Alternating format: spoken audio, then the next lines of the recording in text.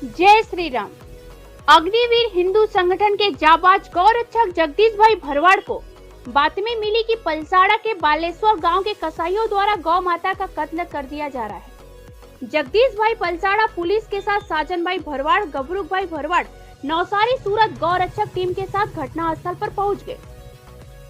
एक गौ माता को कसाईयों द्वारा कत्ल कर दिया और 2 को बचा लिया गया।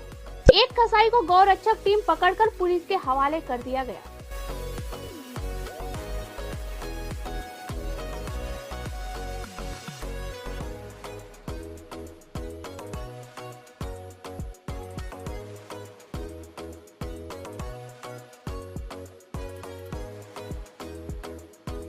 અને મોટા પ્રમાણમાં ગાયો પણ ત્યાં બાંધેલી છે કે એ લોકોએ પલસાણા પોલીસને જાણ કરી તાત્કાલિક ઘટના સ્થળે જઈ અને તપાસ કરી તો એક ગાયને કાપી નાખેલી હતી અને 2 ગાયો, જેમાં એક ગાય અને એક વાછરડો જીવિત મળી આવેલા છે।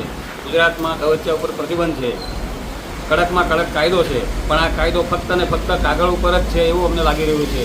રોજે રોજ દક્ષિણ ગુજરાતમાં અઠવાડિયામાં 2-3 વખત એવું કોઈ તાલુકો નથી કે જ્યાં ગૌહત્યા નથી થતી નહીં હોય અને ગૌરક્ષકોએ રેડ પાડી અને ગૌહત્યા થતી અટકાવી ના હોય। અમારે સરકારને પ્રશ્ન છે કે તમે હિન્દુત્વની પૂંછડી પકડીને જે સત્તા ઉપર બેઠા છો અને હિન્દુત્વની માતા રોજે રોજ કપાય છે એ કેમ તમને નથી દેખાતું?